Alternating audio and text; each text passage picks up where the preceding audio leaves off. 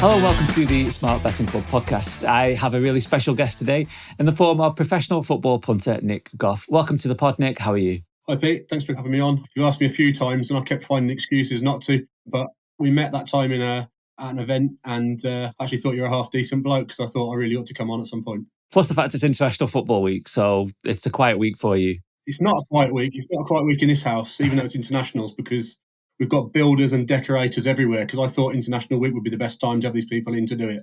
And now they're actually here, and it's just banging and all sorts going on top of usual kids. So I'm not even getting a quiet International Week this time. Okay, well, you squirreled away in your attic, I believe, where you do your work. So you get a bit of time, a bit of peace and quiet to yourself to record the podcast.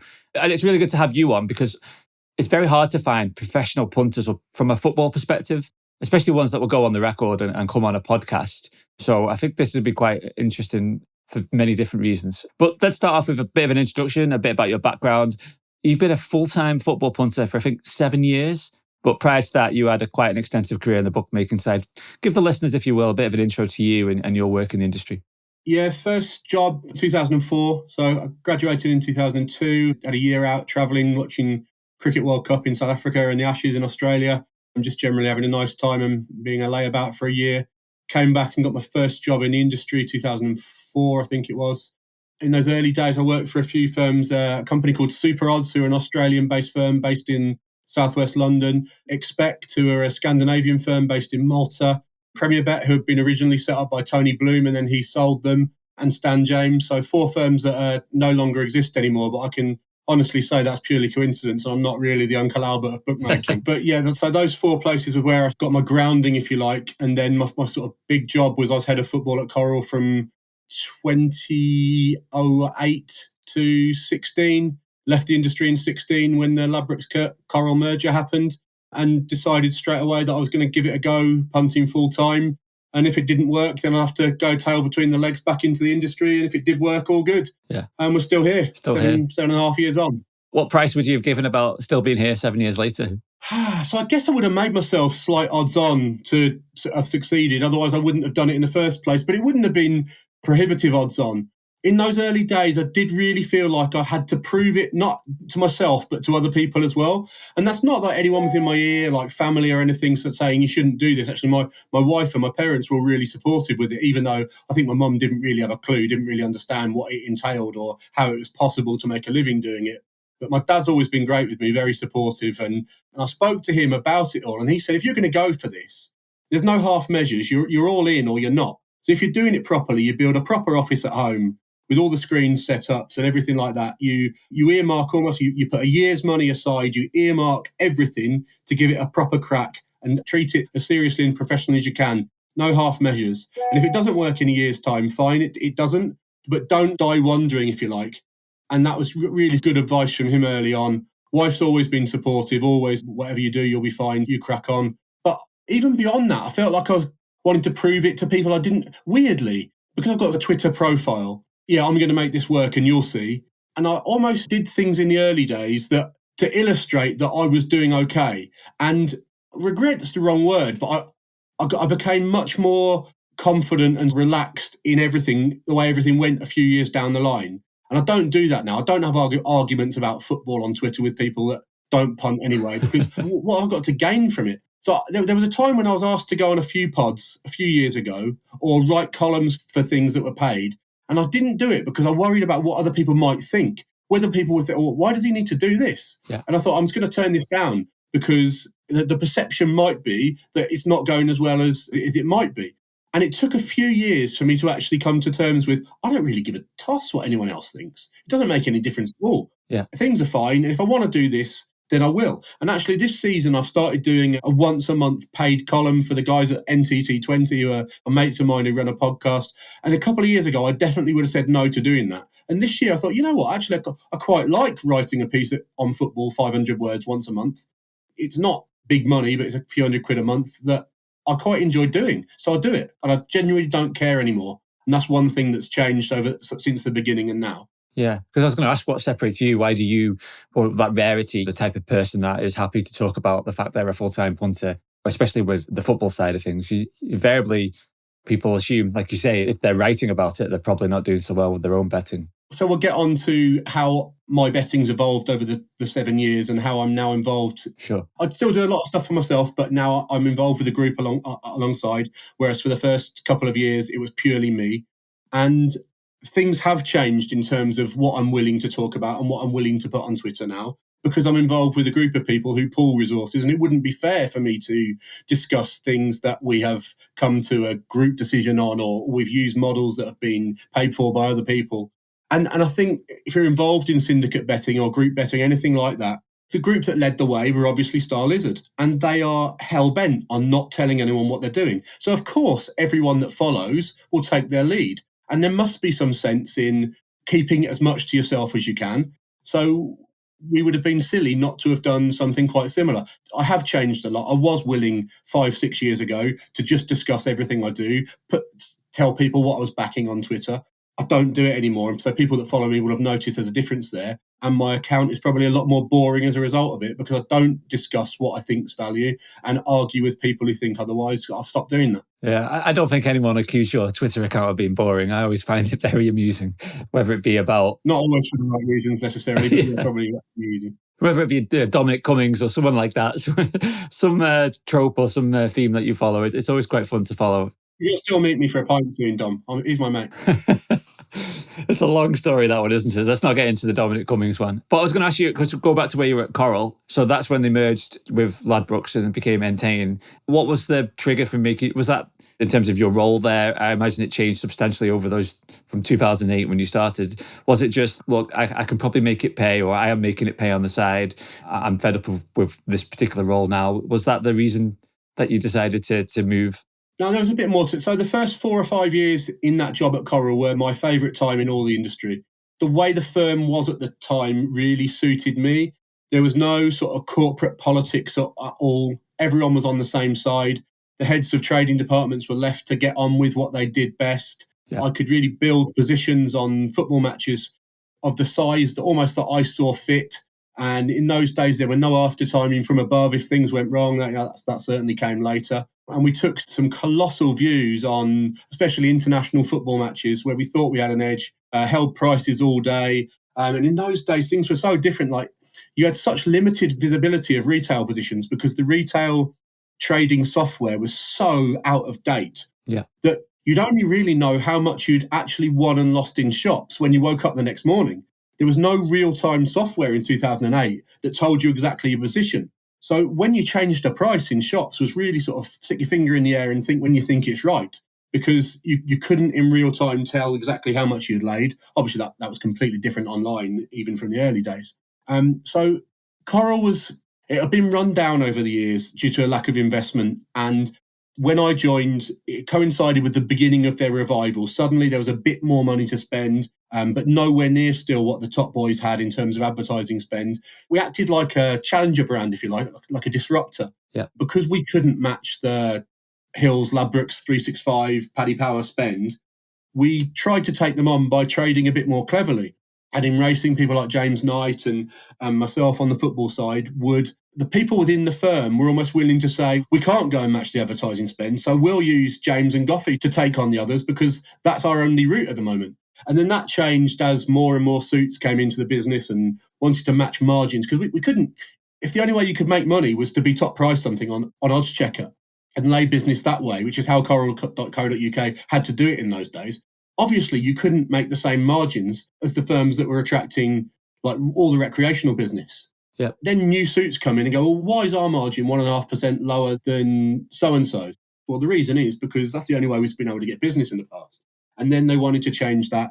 And then things start to change. And then there's news of possible mergers coming and people start jockeying for positions. And there are certain people there who every time they spoke to me, I was absolutely certain they were telling me lies. And I just thought, I'm not getting involved in all this. I don't want to be part of all this corporate politics nonsense. Yeah. And if that's the way it's going, I'm just not being part of it. And perhaps that looked to certain people who were making decisions down the line like I didn't really care.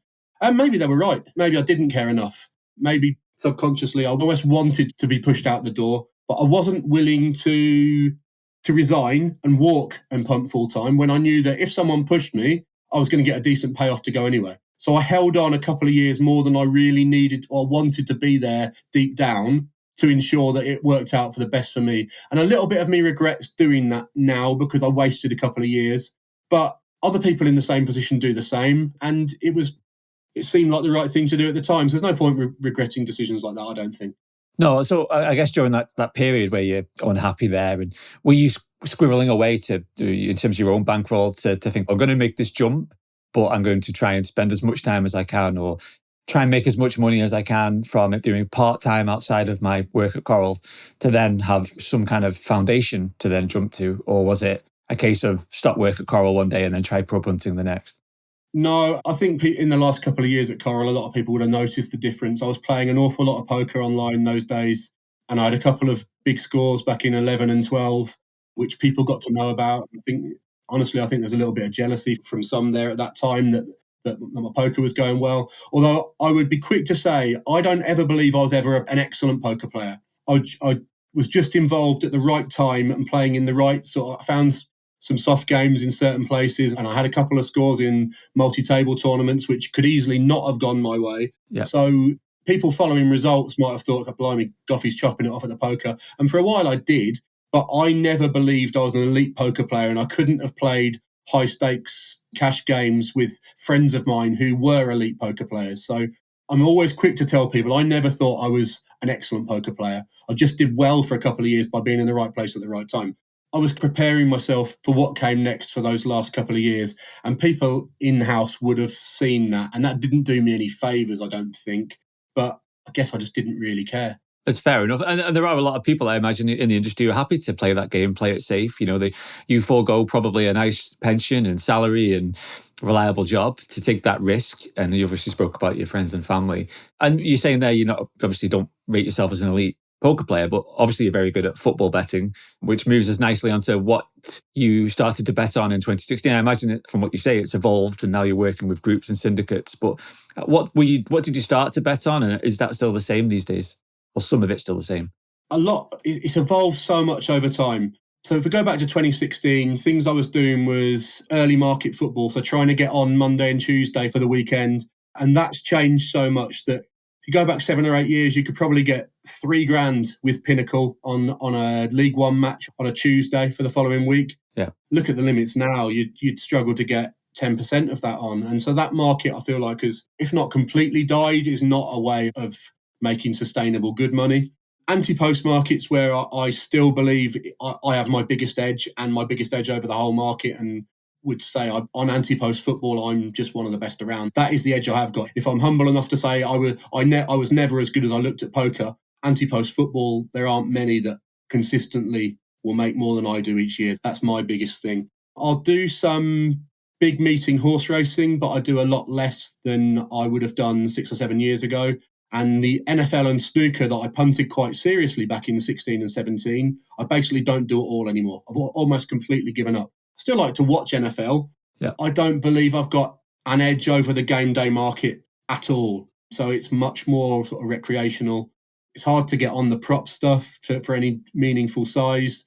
Although I'm not one of these people that say closing lines are always right on Premier League football and NFL and stuff like that. I think they're beatable if you're extremely good.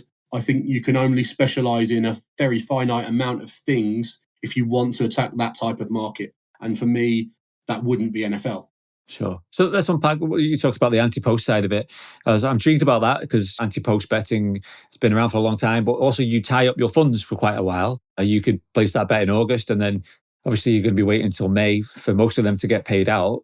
But then if you have an edge on a team, rather than just being 1 or 2 games where luck might play a significant part over a 46-game season in League Two, that luck should even out and you're not quite as reliant upon a penalty going your way or some kind of fine margins. But from the anti-post, what can you tell me about that? Is it a case of doing your ratings every week and then seeing what the market, where it stands? Walk me through how you bet on anti-post football. Yeah, so the way I go about pricing it, I'll be fairly vague on, because that is the Colonel's special coating. But in terms of getting on, obviously the beauty is things happen a lot slower. And even if you fancy a team all summer that are 8-1 to win a league and they win the first game and firms go 15-2, well, you're still going to make that value. And you've got another week there where you can go and get on. So you've got so much time to get on. So the other thing is bankroll management with Antepost. And the biggest edge you can have is to have that roll behind you that you can bet again each week, update your prices, and you don't have to become in love with a certain team. If you're all over Notts County all summer to win League Two, but by October you're making Stockport value, then you start backing Stockport. Yeah. And you can do the same in every division, and you can perm them up in multis with other divisions. And so all you want in April and May is a certain amount of bets to click. You've had 60 Yankees over the course of the season, but one clicks with all 4 winners. That pays for the whole lot and more. It's repricing and going again each game week and having the discipline and to keep going, to find ways to get on, whether that's shops, online, exchanges, however you want to go about it, but have the roll behind you to keep going. That's not, you can't just say to people, go and get a bankroll. That's something that builds over time. On the bankroll thing, one thing I would say is I've had a few people say to me over the years, if I had a bankroll the same as yours, I'd be able to do this easily. And that's bullshit. Because where do you think people who've got the bankroll came from? They've built it gradually. No one just turns up one day and has a bankroll, unless you're very fortunate and you've inherited money or you've got money from some other sources. The majority of professional gamblers have built it from scratch. And so when I hear that, if I had a bankroll, I'd be able to do it, that's people lying to themselves. You just start doing the right things gradually and you will build your role. I started in the industry 2004. I wouldn't say I was a winning punter until about at least 07, maybe 08. I've got 3 or 4 years learning off people. And that's where the industry, I feel like it's changed now. And I just don't think it would be possible for young people to go into firms and act like a sponge and learn off senior, cleverer people, watch people pick the best parts out of other people's punting. The people I worked with in the early days at Super Odds, people like Mark Phillips, Neil O'Connor, Dave Dixon, on the racing side, really knew the time of day and then when to expect. And there's people there like John Thompson, Russ Candler, Kieran Collins, Dan Hulley, people like that who were real savvy punters a few years older than me. Matt Cunningham at Premier Bet, who'd come down from Bet Direct and was like really savvy football punter. People like that I've learned loads of. And actually, sometimes I look back and I cringe at how raw I was in those early days and learning off. And guys like that must have thought, when they see me now as a professional punter and having done all right, how the hell has this guy actually done this? Because I was learning off them and I willingly accepted I knew less than these people early on. And I had to learn the best parts of all these people's games and amalgamate it into my own. But it took a long time for me for the penny to drop and to become a good punter. It didn't happen overnight. I hear of people going into the spreads game, for example, and they're almost like they've come out of Oxford or Cambridge, really smart maths guys, and they are super shrewd, winning punters, winning fortunes overnight. That's not my story. I was 3-4 years learning before the penny dropped, and I turned into even a semi-competent punter, never mind a really good one. Yeah. That's taken lots of years. So the people that I worked with in those first couple of jobs must, behind my back, be like, how on earth has this happened? So that's quite amusing, I think. Yeah, well, it's like most people, isn't it? Is it Malcolm Gladwell's 10,000 hours and the Beatles in the cavern in Germany playing every night to hone their craft and to learn their trade? And you mentioned there about bankroll. I was curious from a professional punter point of view, let's say obviously you have bankroll, it ties up and then it comes to May and you have winning. How do you then divvy that up? How do you then start to take a salary of some kind, and how much do you add back to your bankroll to make it bigger perhaps or maintain it? That must be a tricky balance to overview. Yeah. So this is something that's changed over the years. And as you started to build it all, so in those early days, I would keep on top of monthly P&L and the number. I want that number to be what I believe I should be earning monthly. And then as time goes on and you've proven you've done it and the variance will all come out in the wash, that over a 6-month, 12-month period, you'll be where you need to be. I stopped sweating that, treating it like earning a living. You just carry on doing the right things. Once you've got enough behind you that you can do, even a few bad years are sustainable. Not that you'd ever want to have that, but you start to become like, you can't sweat every month. Yeah. So one of the things I did, and when I did the first interview with Star Sports about 8 years ago, probably 6 years ago, and I advised people to have 2 separate bank accounts, one for betting and one for living, and keep them separately. And I did that for about 3 years. And then I realised I don't need this anymore. Everything can go into one pot. It doesn't make any difference. But for those first 3 years, it did. And it helped me focus. And then when I didn't need it anymore, I just adapted. Oh, that's interesting. Like the practical reality of of running that? Because that's something that you'd really think about until you're in the midst of it. How do you start to take a profit or use your bankroll or keep on top of it? And I speak to other punters who do something similar. They try and have a target of what they'd like to win and then don't really sweat it out too much on a short-term basis. I want to ask you then about the stuff you do in terms of obviously working with the group, the Syndicate. What can you tell me about the type of bets you place and what sport, what leagues they're on, and how all that works? What can tease out of you, Nick? Yeah, so this goes back to what we said at the beginning, in that the leaders were Lizard and they talk very little about what they do. Although I've noticed since Brighton have become the headline team, Mr. Bloom let his guard down a little bit and is a bit more willing to appear on television and talk about what they do a touch more than in the old days, but they're still extremely guarded. And we are 100% football, all Asian handicaps, all day of game. And although Starlizard wouldn't see us more than a pimple on their backsides, we're irrelevant to them, we have to still see them as our rival because they're betting into the same markets as us at the same time as us. So, of course, we want to model ourselves on the best and try and act the way the best do because we are betting at the same time they are. So this is another thing that would have changed with me since 2016. I'd have looked at like a group like that when I was working by myself. I don't want to take these people on in any way, shape or form. I can't beat them. Yeah. And then when you become part of a syndicate, part of a group of you who have got your own models, your own places, doing things at the same time they're doing them, you can't have that mentality anymore. Your mentality then has to become, yeah, I get they're the best. I get that the numbers they're winning are off the chart and we never get there, but into the same market that they're betting into and make a profit because that's what we've chosen to do. So you either can do it or you can't. And again, like my old man would have said, you're all in or you're not. And with syndicate betting, you have to be all in. So yeah, so it's all day of game. It's 100% football. About the top maybe 15 leagues in the world we'll do, just where there's enough liquidity to get on. And we have one person on each. So we have a bunch of models which are in-house and are probably doing things which wouldn't be in the public domain. The expected goal stuff is out there everywhere now. So we're doing stuff that's a little bit different to that. Obviously, you wouldn't expect me to go into what, but things that are a bit different to what's in the public domain. A model on each league, plus a trader who's watching every game and is all over the numbers from each league. And then you pull your resources and everything goes into the middle and is dished out at the end. Makes sense. And so you talked earlier, like you used to bet on a Monday or Tuesday and now you're betting day of game. I imagine it's a case of looking at the market perhaps early in the week or running your model and then waiting to see which prices don't move and that you're able to take advantage of. Do you find there's quite a few whereby the market, it's too weak for you to get involved, but by the time you can bet, the value has just disappeared? So this kind of depends on your attitude. I work with a couple of people whose attitude is, I'm not even going to look at the market midweek because it's just teasing yourself. It doesn't matter what's there on a Wednesday if we can't bet till Saturday morning anyway. So I know some people that work with me that just don't look. Yeah. I'm different because I do still do some early market stuff for myself.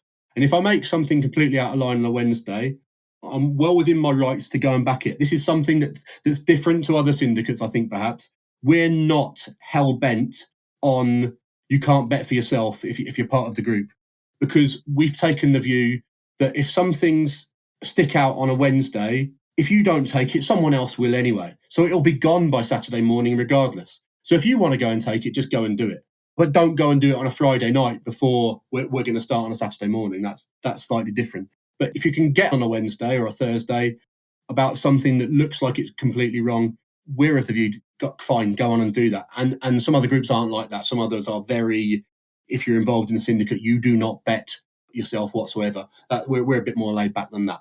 Okay, yeah, because I presume the Antepost stuff during the week, that's when you perhaps do the things that you do yourself or things that are separate to the group. So you're able to bet away from that, but obviously mindful of the fact it can't impact what you might do as a group together. How does that workload get split up? They say, is it the league each, and then do you place those bets yourselves individually, or do you have people that help with that? Yeah, we've got specialist placers, a couple of guys whose job who don't form any opinions. They're just sent instructions on what's needed, and their skill set is to be on top of the market and looking for triggers in terms of which way markets might be moving, just to get the best price available and time the bets as best they can. And that's never really been a strong suit of mine. I can't look at 10 Asian firms' prices and say, this one's doing this, so that means that in half an hour the market might go this way. That's just not my skill set. Yeah. But we've got a couple of people whose jobs that is. And it's an important job to try. if you're having a 3,000 bets a season, just to get on one tick better, just to consistently get 192, not 191, makes a huge difference to your bottom line at the end of the season. That's a really important role, but it's not one that I am involved in on a daily basis. We just trust the guys that do that.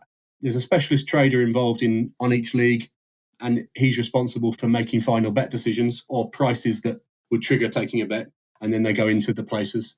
Can you say what kind of ROI you look to attain or you make? No, I'll keep that kind of stuff in-house. But obviously, it's important to get just even a tick is significant because you're betting to large stakes. Even small differences and margins and slightly improved prices are really important to you. And how do you get involved with that, Nick? Someone listening might think, oh, I fancy working for a syndicate. Is it just based over time and obviously a profile and experience and connecting with other people who are professional football bettors or professional bettors in some way?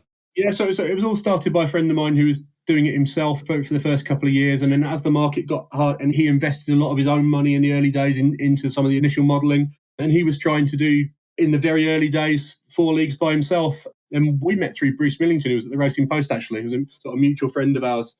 And had a chat over a beer one day. And he was like, I need someone to come and help me with this now, because the way the market's going, you can't take on 4 leagues by yourself and expect to be all over it, no matter how good your model is. And I sort of agreed with this and got involved. And it was just the two of us for a while. And then through people that we've both known, me through the industry, people that have come out of the industry, because the industry isn't what it was in terms of those really smart traders sitting at every desk in the country, and Hill's having a couple of smart guys, and Ladbrokes having a couple of smart guys, and Paddy's having a couple of smart guys. There will still be a few of them left, but it can't be like it was 10, 15 years ago. So those people that came out, there was an opportunity for them to go somewhere. So a few of those have joined forces with us, and then it becomes a word of mouth, and people put you in touch with someone and said, I think he could be helpful. He could be someone who would work with you guys. And then you go and meet them and see how they get on. And they come in, and some last a year, some last 3 years, some last forever, almost trial and error. Because it's a lifestyle that needs to suit. You've got to be at your desk at certain times. There's no ifs or buts. Yeah. At certain times when things need to be done, when team news is breaking or when people are sending you information, you've got to be available. And that can't suit people. You know, you've got friends who want to watch their kids play sports on a Saturday or Sunday morning, and that can't necessarily fit in with it. And so sacrifices need to be made, and it can't work for everyone. So it's about trying to find not just the smartest people, but the people who it's a good fit for as well. Yeah, well, that's really good advice. And before we talk about the industry, because you've got some strong opinions and some salient thoughts on that, getting on, you talked briefly then, I want to ask you about that. Obviously, getting on with these bets in the Far East, is that through brokers? What can you tell me about how you're actually getting those bets on? Because that is such a challenge these days for people, even on a market like football, the challenge of getting enough money into, with affordability, etc., as well, to get enough money on to make it pay in these kind of markets. Yeah, so getting on and moving money around is a constant challenge. But like I said about the placing of stuff, we really do specialise to such a point where even if I wanted to, I couldn't give a great deal of insight about the getting on part of it, because it just isn't my responsibility, and I don't know where everything is at certain times. I don't know which firm we will have used for every single bet.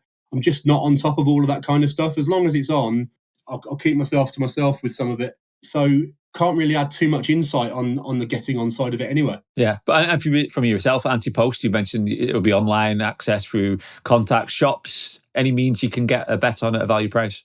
Yeah, shops has become much harder because there aren't as many of them around as there were. They're being closed down. Everywhere you turn, something's being closed down. Yeah. When I left in 2016, those first couple of years, I'd do my own shop run sometimes.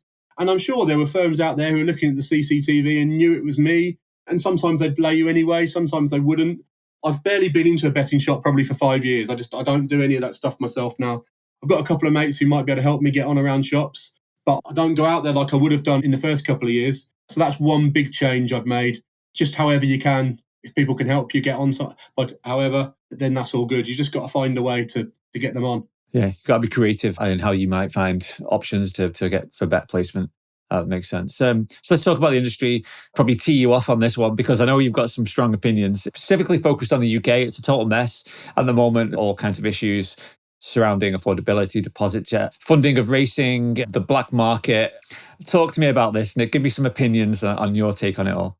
Yeah, you're right. It's a mess. But the risk of sounding arrogant, it's never stopped me before, has it? I led the way, really, in this Twitter argument about affordability and the white paper and the government revised the Gambling Act 3 or 4 years ago, I was out there putting Twitter threads, long threads about the dangers and the issues that lay ahead with what they were about to do before anyone else was really doing it. And people joined in. Neil Channing and stuff was on it early on as well. But a lot of punters just did not get involved. And a lot of people in betting companies refused to get involved. They couldn't really. So there were very few of us in those early days talking about what could potentially happen with the Gambling Act and the white paper. And everything we feared has come to pass. And now everyone's all over it. You can't move without some racing celebrity giving his opinion now, or Racing Post letters page being from some guy who suddenly can't have a bet unless he sends in his P45. And we've been banging this drum for ages, and not a lot got done about it for ages. And now it's all coming to pass. And so now I feel a little bit like I've done my bit. Yeah. And it is for the masses. It's for everyone to go and keep banging the drum. And now's the right time. I was probably shouting into a bit of an echo chamber when, because all the decisions are coming very soon. It really was sparring up to now.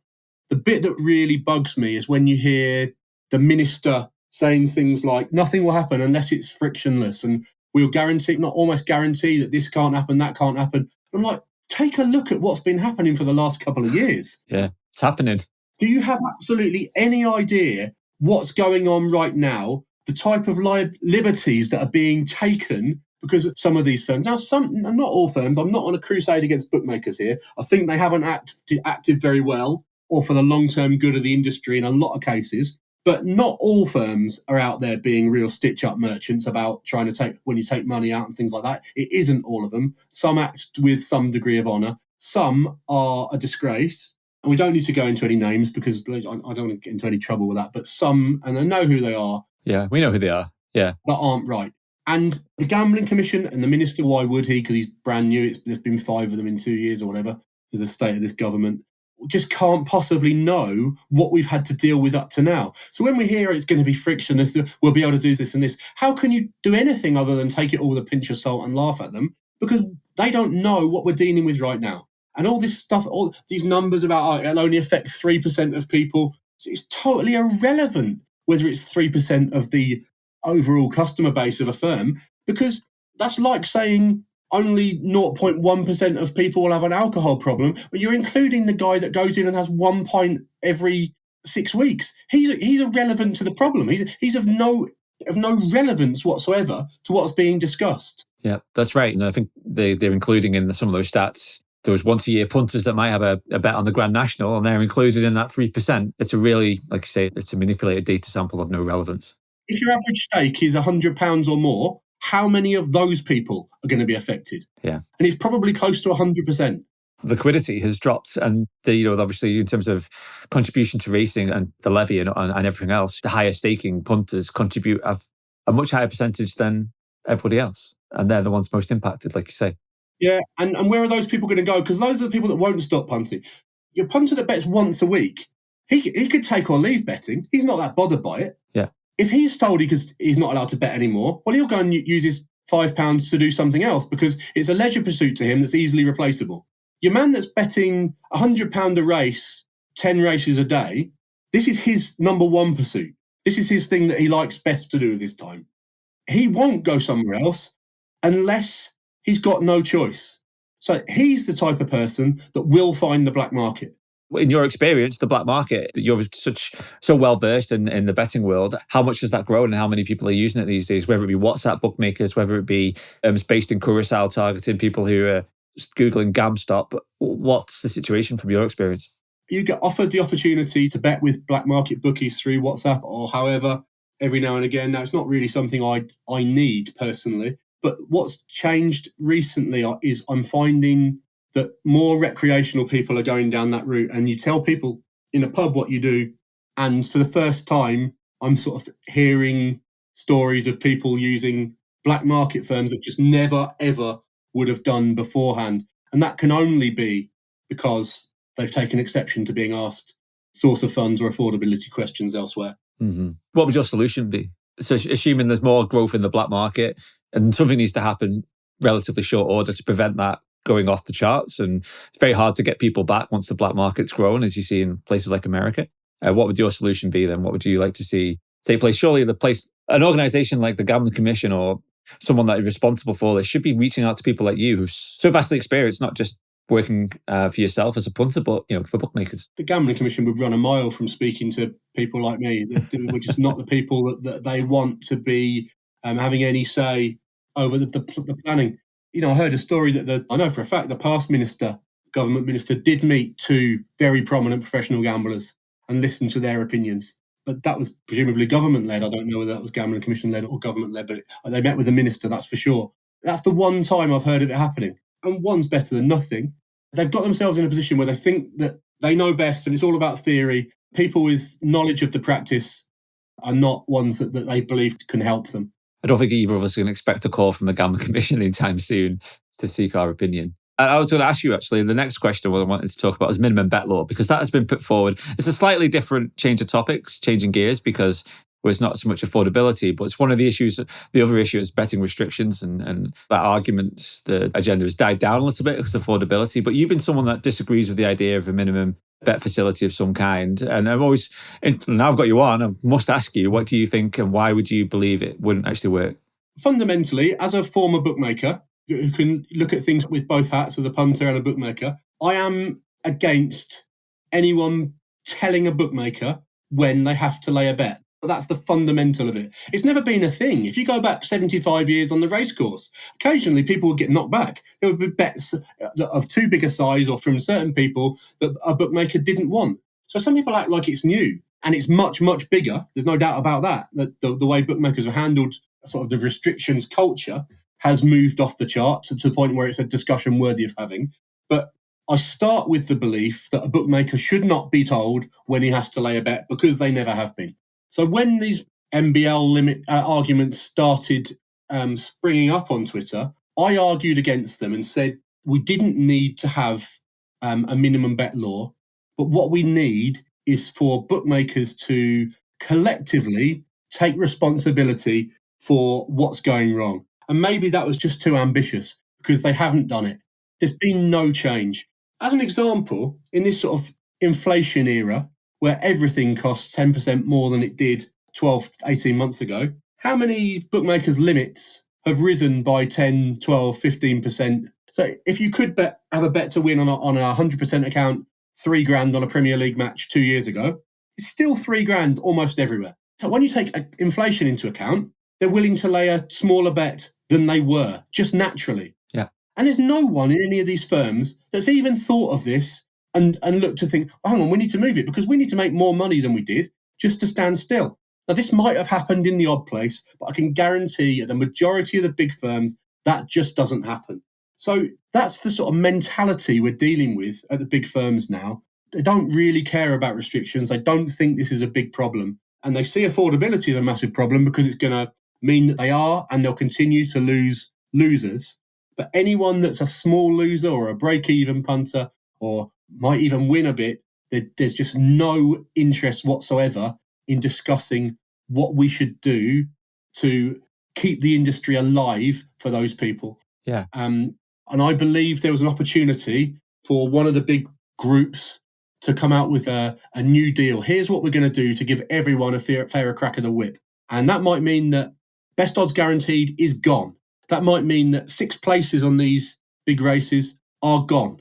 But we're a competitive price, and we'll take on every Saturday race, you'll get £100 each way, no questions asked, you'll get it. So I don't think the minimum bet limits, and actually when some firms have tried it, bettor tried it for a little while, They did. And all they saw was the wrong type of business. And I'm not here to slate people for trying stuff and getting rid of it whatsoever. They tried it, all they saw was the wrong type of business, snide stuff, probably stuff being moved on the exchanges the wrong way, so someone could go and get this. And if you're only getting people that use it in a snide way, you'll have to discontinue it.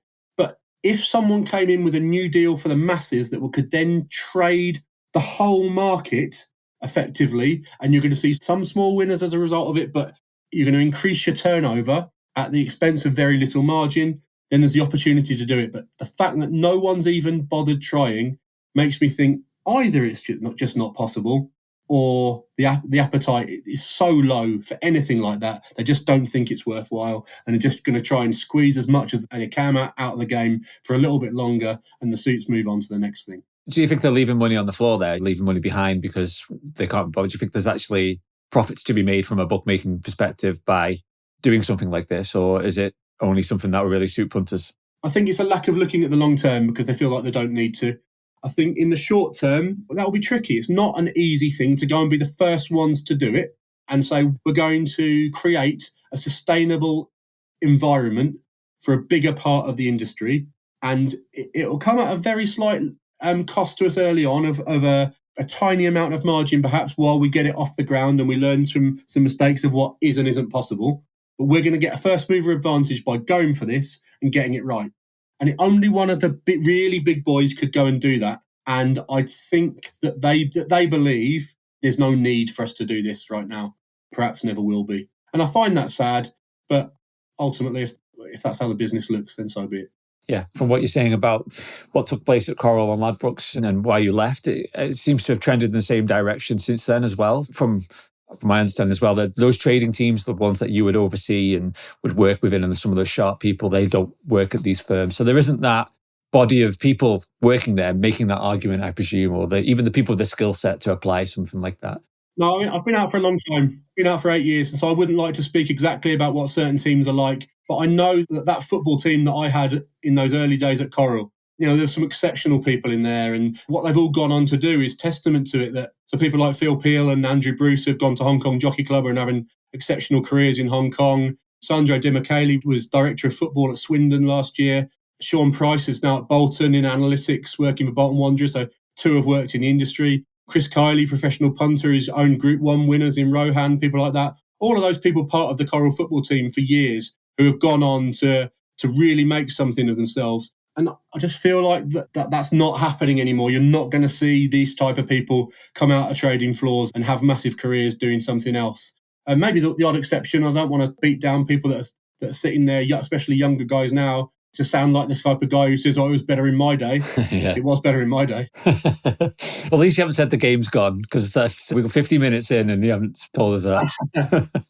Speaking of the game, obviously, I wanted to ask you some final questions about the reality of being a punter and from what you do. Do you think you work more now than you would do when you were working at Coral? How many hours a week or days a week do you put in? Obviously, most of the Saturday, but what about the rest of the week? I work more smartly now. I target the times I've got to be at my desk and get everything done around those times and try and take some time off when I can. So international break, the first Monday to Thursday, that's my sort of downtime. And then by the weekends, because I'm not good at downtime, so 4 days off for me is I'm ready to go again. I'm starting to log on to computers and you can't keep me away after that. And it's the same when I go on holiday. The first 4 or 5 days I'm good at relaxing, and then I start looking around. There's got to be something, some angle I'm missing somewhere. But things like I can just give myself every Thursday night off and say Europa League and Conference League, they're not for me. Yeah. Not watching a single game, not having a bet on those things. I'll go out for dinner with the wife. I'll spend some time with the kids. Thursday night's no good. International break, good amount of time off. Obviously non-tournament summers, can try and take a bigger break. Even if you've got a job that's head of football like mine was, you can orientate things a bit around the football schedule. But still, if someone's asked you for a meeting during international break, you can't say, I'm not doing it, I'm not coming in. Now I can really target my working hours much more and really condense things into the times that I want to be at my desk. And if it's a week that's got midweek Champions League plus a full set of EFL fixtures and then sandwiched between 2 big weekends, I'll be at my desk 60, 70 hours, no doubt. And those international breaks, I'll be at my desk 15 hours. I'm fine with that because the schedule dictates what I need to be here. And on those weeks that I do 60, 70 hours, I don't even really notice that I'm here that long because you're so busy, things need to get done. Especially, it's easy when the kids are at school. You can crack on and get it done. The only way I actually notice that I've been at my desk 60 hours is when I start waking up with a bad back, because that's where I just know I've been in this chair for way more hours than I should have been, and it's starting to have a knock-on my physical health, really. Yeah. But other than that, just as it is. Yeah. Well, I guess it probably feels less like a job sometimes. You're probably absorbed in what you're actually doing and you're enjoying it from what it sounds like. That is a bad point. Yeah. From it being a job that all your mates want to talk about, you find it very hard to watch sport now and without a bet and take real interest in it. So that is a knock-on effect of the job. It's Yeah. harder to switch off because you go out for a drink with your mates and they want to know how your week's been, what you think of this team, that kind of thing. And I don't mind it because I enjoy talking about sport, but sometimes you just want to say, oh, actually, tell me about your job. And then they tell you that they're an accountant or something and you think, oh, I didn't need to hear this after all. I think we can relate to that, definitely. In terms of coping with the bad runs, and obviously go in and you want to switch off sometimes, like you say then, and ask someone about their accountancy work. But in terms of coping with the losing runs and drawdowns and frustration and things when things don't go your way, is that something you've had to learn since you've been working for yourself professionally? The mental attributes of betting is a really interesting subject. And it probably especially so for me because I'm someone who, my sort of emotional intelligence is fairly low. I'm not the sort of guy that my friends will race to ask for relationship advice. That's never been me. And just buck up and get on with it type of approach isn't really an acceptable stance to throw out to people in 2023. So I've had to sort of work on my sort of attitude to life and the bits that I was probably no good at as a boss, sort of trying to be a man manager and that kind of thing. That wasn't something that came naturally to me. So I don't have those emotional ups and downs that people have. And my wife actually gives me quite a lot of grief for that and says that she pities me because she doesn't think that I feel joy. And she can have days when she's on the ceiling and days when she's on the floor. And I'm just like, how do you live your life like this? How do you cope with being up and down all the time? And she's like, well, how can you not? And she says that I could be in Barbados or Bognor Regis and have the same look on my face. So that's how I deal with bad beats because they almost don't affect me. But similarly, when I chop off my biggest Antepost win for 10 years or whatever, I'll go out for a curry and a beer and I'll be at my desk the next morning. There's no more to it than that. I went through the joy of childbirth and I was like, oh, that was it, was it? I can't do anything about who I am. And that doesn't sound great, but that's just always been me. And there's parts of that make this lifestyle and this job very easier for me than it would be for most people. Similarly, I could sit at my desk for 60 hours and not speak to another soul. I don't have a problem with it. When people went away for COVID and stuff and they said, oh, I miss going into the office and just being around people. I've never missed that. No. The 3 or 4 people from Coral that I got on with, I stayed in touch with them anyway. We speak on WhatsApp. We meet up for a beer once every couple of months, whatever. I carry on speaking to those people. The people that I don't miss anyway, well, I don't miss going in and seeing them. So I've never had any issue with working on my own. And actually, in the pre-marriage and kids days, I quite enjoyed being a loner every now and again. I went on a Pearl Jam tour around Europe for every gig by myself one summer, 2011. So I was more than happy by myself until the missus turned up. But don't tell her. We'll edit that bit out, don't worry. Don't tell her to listen. Yeah. It sounds like the way you are shaped, I suppose, the way you think and the way you approach things is perfectly well suited to what you currently do. That ability to just hide away in a room, get lost in a spreadsheet, get lost in watching a bunch of football, betting markets, whatever it might be. And you're not going to get too high if you, like you say, you have a big winner or the ups and downs don't impact you like they perhaps might do others. So that's really, it's good to know. I wanted to also ask you about, you mentioned Pearl Jam, I'll ask you a question about them in a minute, but someone told me that, I don't know if this is an urban myth of some kind, but apparently you like to make your yearly salary of what you used to earn at Coral and Ladbrokes now, by betting with them in their shops. Is that still something that you do, or was that just totally made up? This is from the early days. This was something that motivated me when I had a bit of a chip on my shoulder and I was in that I'll show you to the world mentality. And just because when I sat in that interview with the guy that was the trading director and I told them what my plans would be for what would effectively be the biggest football trading department in the world at the time probably, and how I'd want to be the best at everything, and it couldn't have looked at me like he was less interested in going down that route. And I had I'll bloody show you lot then. If you're not going to have any pride whatsoever in having decent prices out there, and I'm out the door, I'll just make off what you used to pay me every year on Antepost football anyway.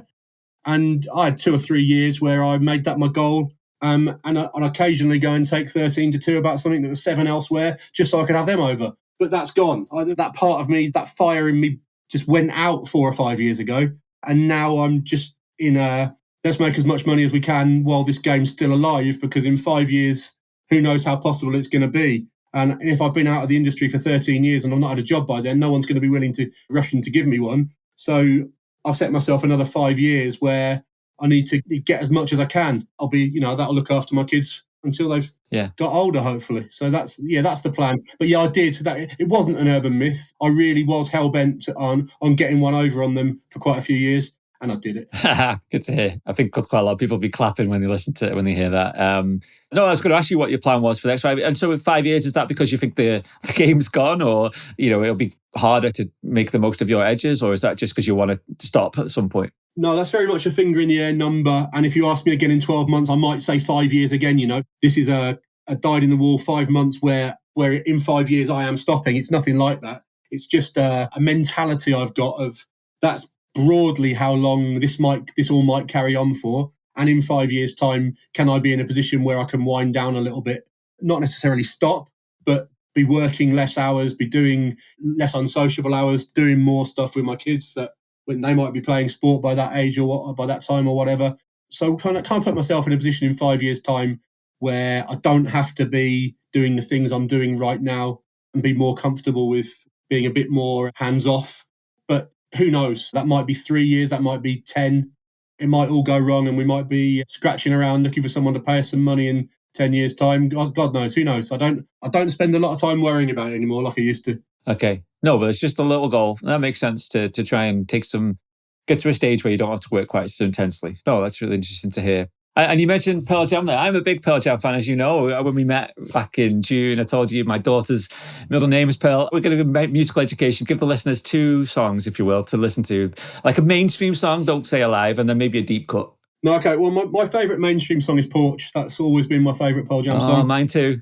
Of the more recent stuff, there's an album released in 2006, which is called Pearl Jam, by Pearl Jam. And if you go and listen to 2 tracks on that album, the 3rd track called Comatose and the 12th track called Comeback, and ask yourself how the same band produced 2 such different styles of music and do both so brilliantly.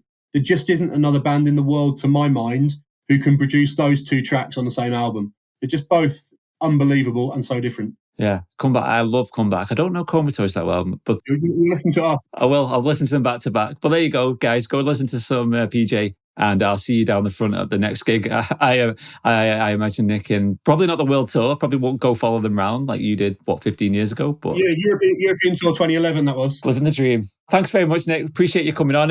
I guess the best place for people to find you is Twitter. Is that right? That's where you're most prominent. While it's still around, I'm not on there quite as much as I used to be. Everything people say is right. It has become a bit of a cesspit. It's not as enjoyable place as it was now. I find it hard to get the information that I used to because obviously the algorithm seems to give you the information that it wants to give to you, and that doesn't necessarily match up with the things that I want to see or want to use Twitter for. And I refuse to pay for it, so that I guess the amount of time some of my stuff is seen is less than it used to be. Not that that is something that bothers me. You'll have less interaction naturally if people aren't seeing quite as much of your stuff as they used to. And I'm just not as interesting on there anymore as I used to be, because with the odd mishap, like the other night at Brighton, I don't go on there when I'm pissed as much as I used to.